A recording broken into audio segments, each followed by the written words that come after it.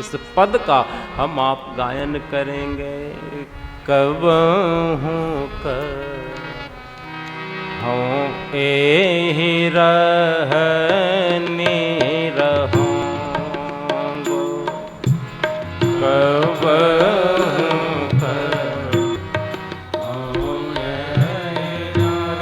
पहली लाइन का अर्थ सीधा सा समझिए। गोस्वामी जी अपने लिए कह रहे हैं, हे प्रभु क्या हम कभी इस तरीके से रह पाएंगे?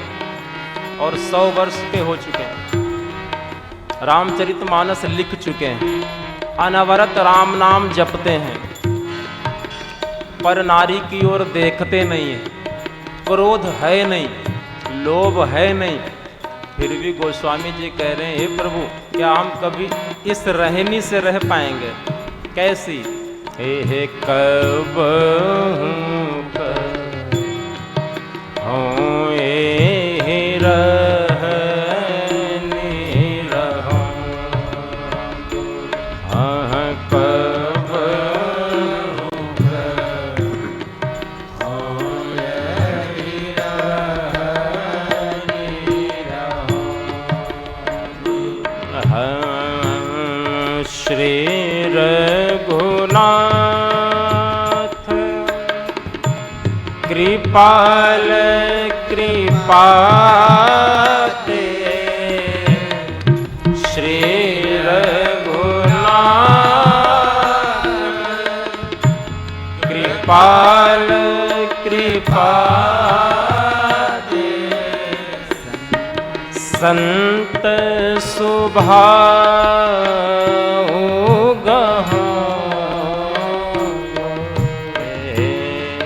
संत सुभाऊ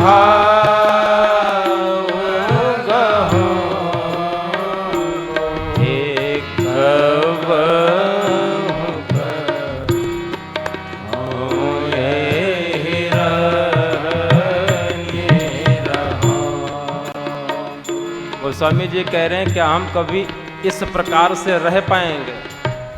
राम जी की कृपा से क्या कभी हम संत का स्वभाव प्राप्त कर पाएंगे? क्या गोस्वामी जी संत नहीं हैं? लेकिन इतना भजन करने के बाद भी गोस्वामी जी कह रहे हैं क्या कभी हम संत के स्वभाव को प्राप्त कर पाएंगे? संत का स्वभाव होता क्या है?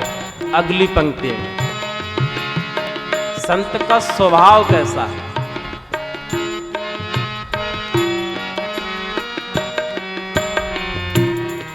संत में कौन कौन से गुण हैं? गोस्वामी जी ने अगली पंक्ति में बताया, सावधान से।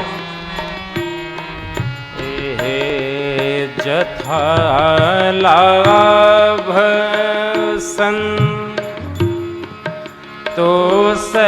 सदा, जथा लाभ संतोष सदा हूँ सो कछु न चाहूँ, हे कब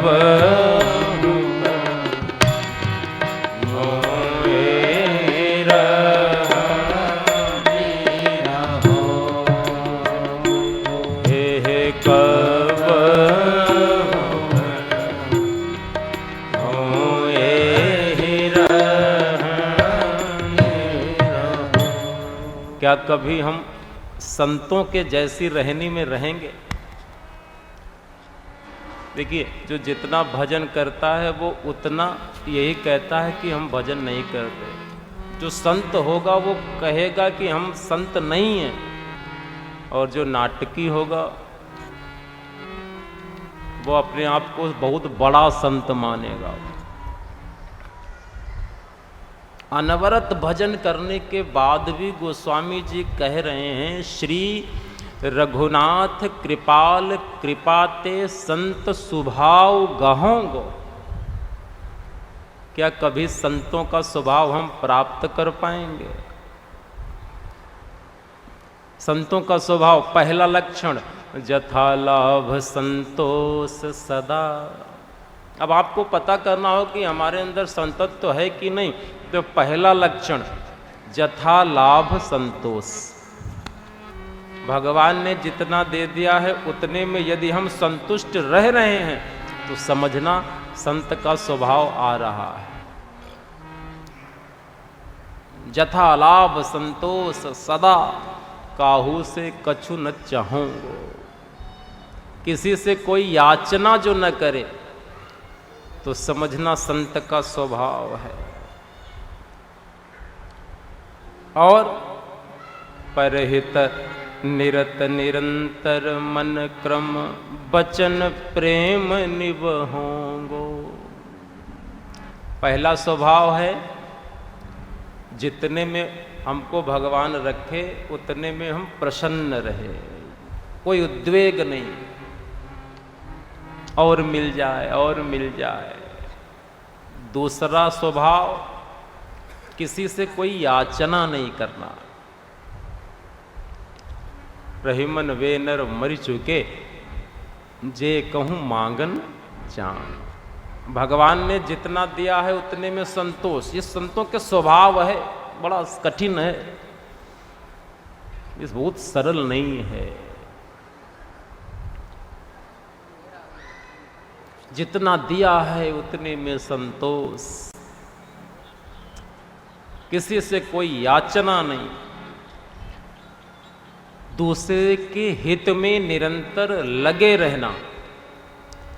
पर हित निरत निरंतर मन क्रम वचन नेम निबहोंगो। मन कर्म वचन से दूसरों के हित का संकल्प लेना। संत तो पहला स्वभाव जथा लाभ संतोष, दूसरा कोई याचना नहीं, तीसरा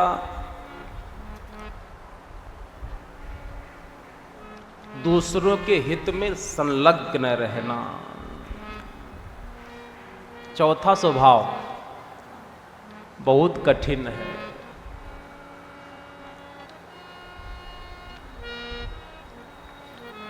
संत ऐसे ही नहीं, भगवान से भी ऊंचा बता दिया गया। मोते संत अधिक कर लेखा।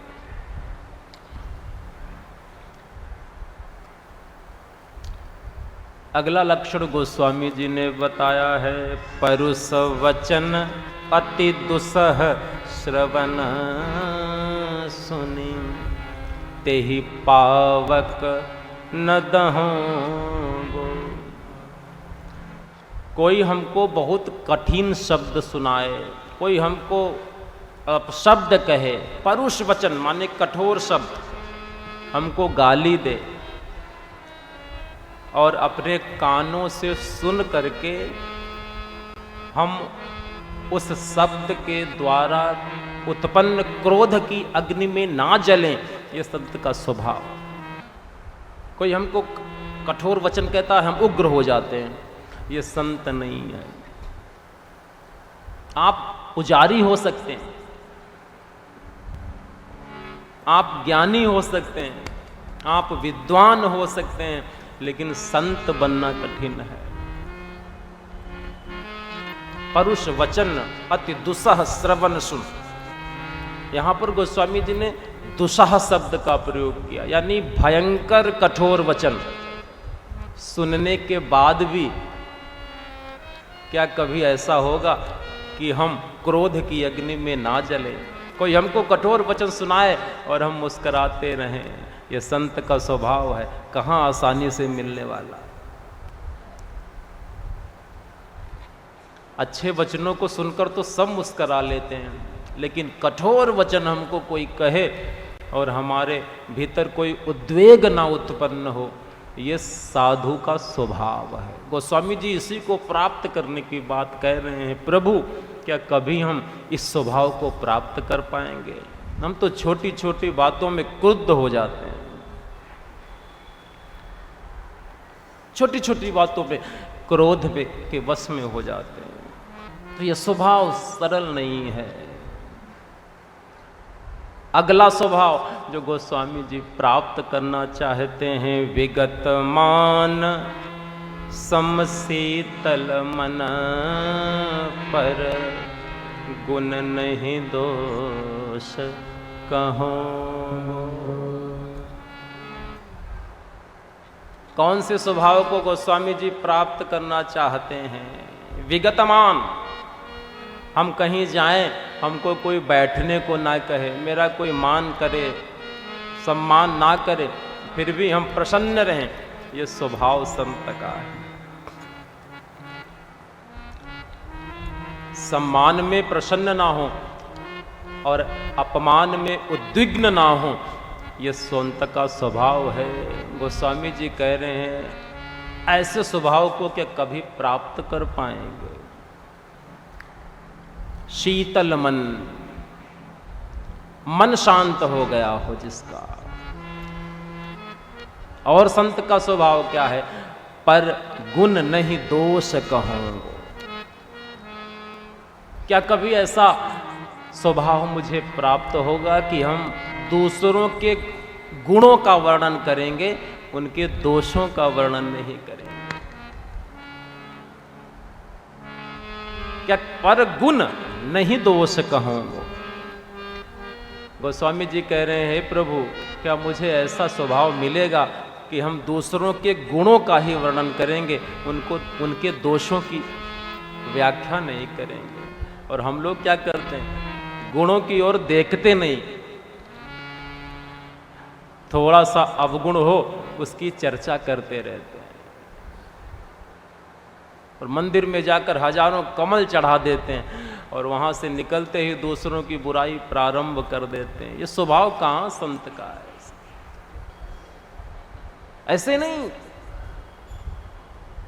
गोस्वामी जी कह रहे हैं कि क्या कभी हम संत के स्वभाव को प्राप्त कर पाएंगे? जो पूर्ण संत हैं, गोस्वामी जी तो साधु हैं, लेकिन गोस्वामी जी के ये कहने का तात्पर्य है कि संत का स्वभाव अत्यंत कठिन होता है। उसको साधारण जीव के लिए अपने जीवन में लागू करना बड़ा कठिन है। ये तब आ पाएगा जब परमात्मा की हम पर कृपा बनी रहे। कृपा।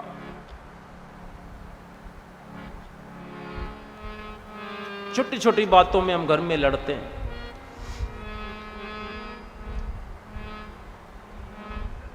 तो अगर आप दूसरों के गुणों का वर्णन कर रहे हैं, दोषों का नहीं, तो कहीं न कहीं आपके भीतर संत के स्वभाव का स्फुरण हो रहा है। कोई आपको अपशब्द कहे और आप उसका प्रतिकार ना करें, तो समझिएगा हमारे भीतर संतत्व का स्फुरण हो रहा है।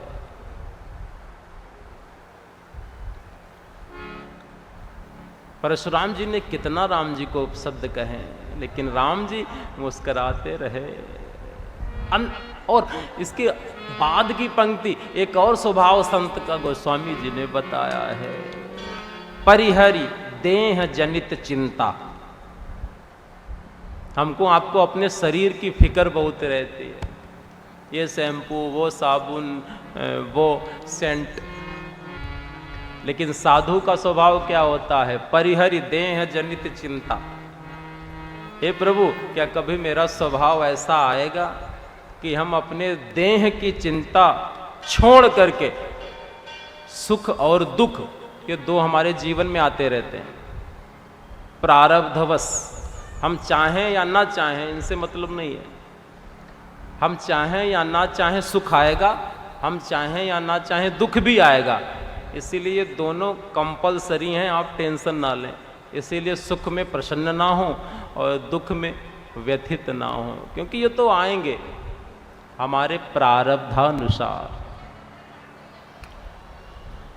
गोस्वामी जी कह रहे हैं अपने शरीर की चिंता छोड़कर सुख दुख को समबुद्धि से कभी हम सह पाएंगे? क्या ऐसा स्वभाव कभी आएगा कि सुख को भी और दुख को भी, दोनों को समबुद्धि, सुख भी मेरा नहीं है और दुख भी मेरा नहीं है? ये संत का स्वभाव है। हम आप तो बहुत साधारण हैं, हमारे आपके भीतर ये आएगा, लेकिन अनवरत भजन करते रहिए और भगवान से याचना करिए कि प्रभु संत का स्वभाव कभी आ जाए।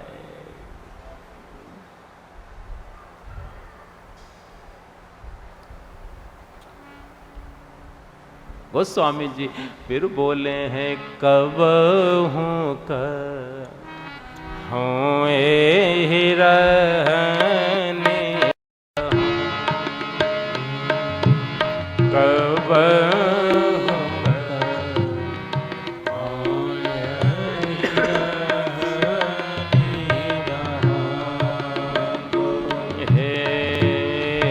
परिहरि देह जनित चिंता सुख, परिहरि देह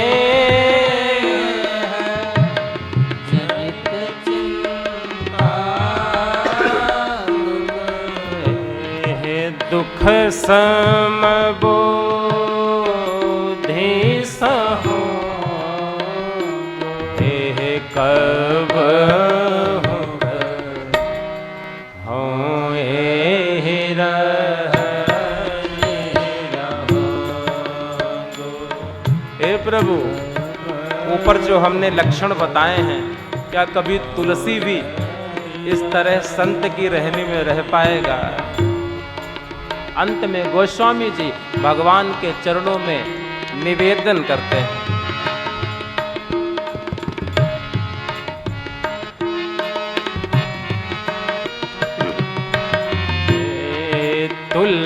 तुलसीदास प्रभु एहि पथ रहे अबे, तुलसीदास प्रभु एहि पथ रहे अबे, चल हरि भगति लहो, कब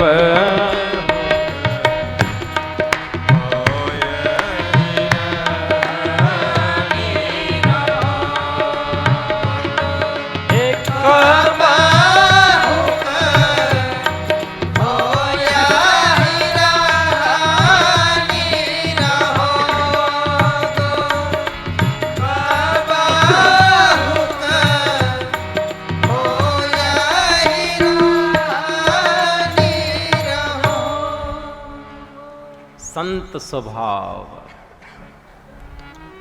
इसीलिए नहीं कहा गया संत दरस जिमि पातक टरई।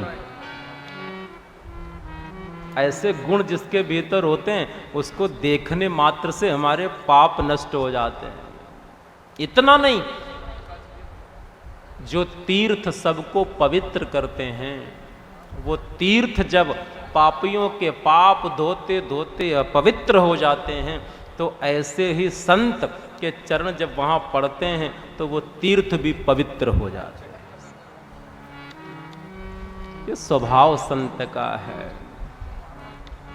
गोस्वामी जी ने अंत में कहा है, तुलसीदास प्रभु एहि पथ रहे। गोस्वामी जी बोले कि इस रास्ते पर चल करके हम अविचल हरि भक्ति प्राप्त कर लेंगे। तो कितने कैसा स्वभाव संत का होता है? पहला लक्षण जथा लाभ संतोष। आप लोग अपने भीतर भी देखिएगा, भगवान ने जितना दिया है उतने में जिसको संतोष है तो समझिए वो संत है।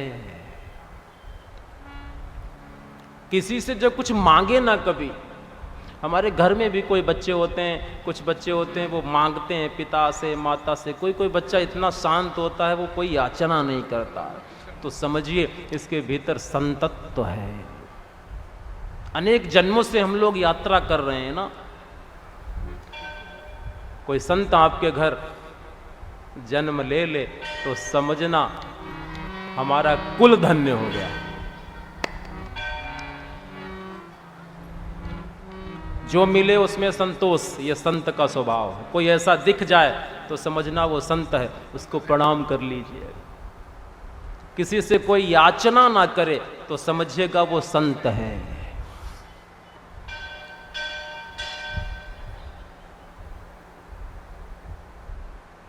किसी से कोई याचना ना करे, जो थोड़ा संकोची रहे, कमी है फिर भी सामने वाले को प्रदर्शित न करे, तो समझिए संत है।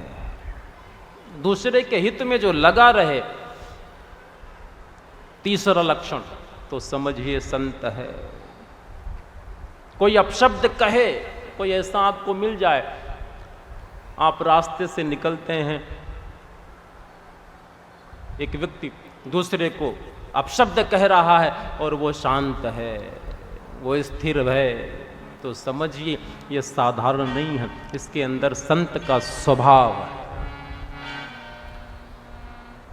जिसको मान सम्मान की फिक्र ना हो, जिसका मन शांत हो, दूसरे के गुणों में ही जिसका पूरा दिन व्यतीत हो जाए, जो दूसरे के दोषों का वर्णन न करिए, तो समझिएगा वो संत के स्वभाव में स्थित है, उसको प्रणाम कर लीजिए। जो बहुत अपने शरीर की चिंता ना करे,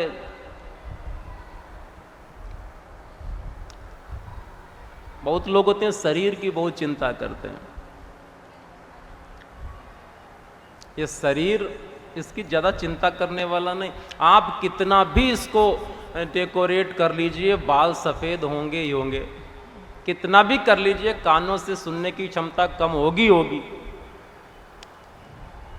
कितना भी कर लीजिए, आँखों से देखने की क्षमता कम ही हो जाएगी। इसीलिए बुद्धिमान पुरुष इस नश्वर शरीर को छोड़कर इसके अंदर जो परमात्मा है उसके चिंतन में लगे रहते हैं साहब। बुद्धिमान वो है जो अनश्वर शरीर की फिक्र करे, इसके अंदर जो है, जो सत्य है, ये तो आवरण है। जैसे लोहे का पिंजड़ा होता है, उसके अंदर तोता होता है, तो पिंजड़े को पेंट करने से काम नहीं चलने वाला। उसके अंदर जो तोता बैठा है उसको भोजन दीजिए, उसको राम राम रटाइए। बुद्धिमान व्यक्ति पिंजड़े को ज़्यादा ध्यान नहीं देता, उसके अंदर जो तोता बैठा, ये हमारा शरीर पिंजड़ा है। आपने रामकृष्ण परमहंस जी का फोटो देखा होगा, बिल्कुल ऐसे बैठे रहते, दाढ़ी बड़ी है, बाल वैसे हैं, काली माता से बात करते थे। अपनी पत्नी को भी मां कहते थे रामकृष्ण परमहंस।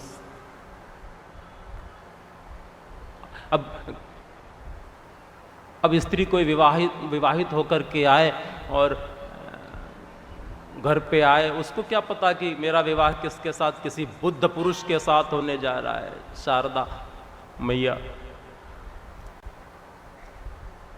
रामकृष्ण जी ने मना किया कि मेरा विवाह मत करो। विवाह किया गया, माँ जैसे ही आई तो रामकृष्ण जी ने पहले ही कहा, माँ आप आ गई। अब सोचिए शारदा का हाल क्या होगा। कोई नारी जाए, उसका पति कहे माँ आप आ गई,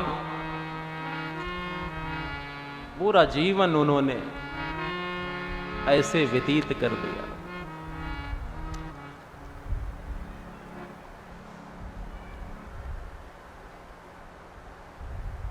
ज्यादा शरीर की फिक्र मत करो, इतना भी नहीं कि ऐसे ही गंदे बैठे रहो, करो, लेकिन शरीर को सर्वस्व न समझो, शरीर को माध्यम समझो। किसका? भजन का। शरीर केवल माध्यम है भजन का। गोस्वामी जी हमको सावधान कर रहे हैं, परिहरि देह जनित चिंता। अपने शरीर की चिंता छोड़ो। सुख मिल जाए तो समझना हमारे किसी अच्छे प्रारब्ध के कारण मिला है। दुख सुख में समबुद्धि रह जाना, ये साधुता है।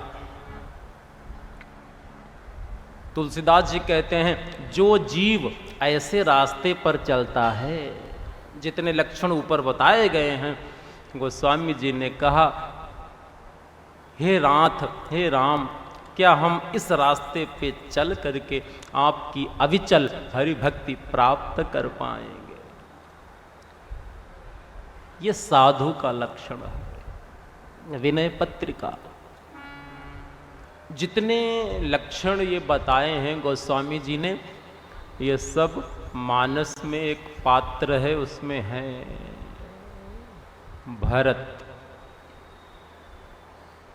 इसीलिए तो त्रिवेणी ने भी कहा था, तात भरत तुम सब विधि साधु, राम चरण अनुराग गाधु। यथा लाभ संतोष भरत में है, तभी तो अयोध्या का राज्य ठुकरा दिया। पर गुण नहीं दोष कहूंगो। भरत जी ने कभी किसी में अवगुण नहीं देखा।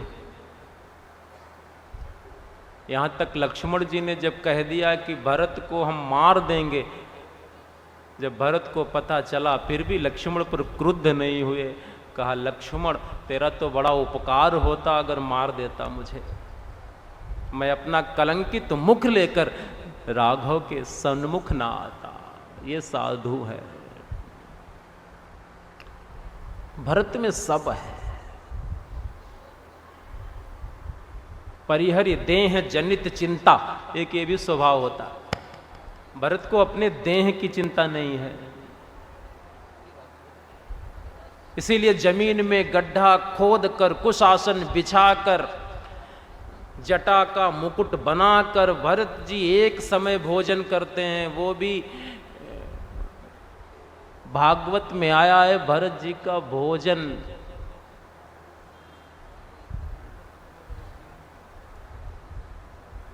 क्या है?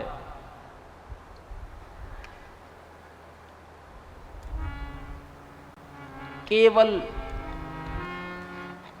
सात्विक। भरत जी भोजन इसलिए करते हैं कि केवल मेरे प्राण बचे रहे,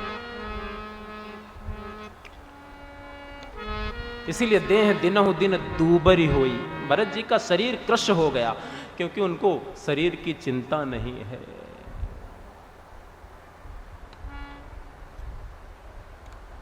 इसलिए भरत संत के स्वभाव को पूर्णतः पालित करते। जितने ये स्वभाव बताए गए हैं ये भरत में स्थित हैं।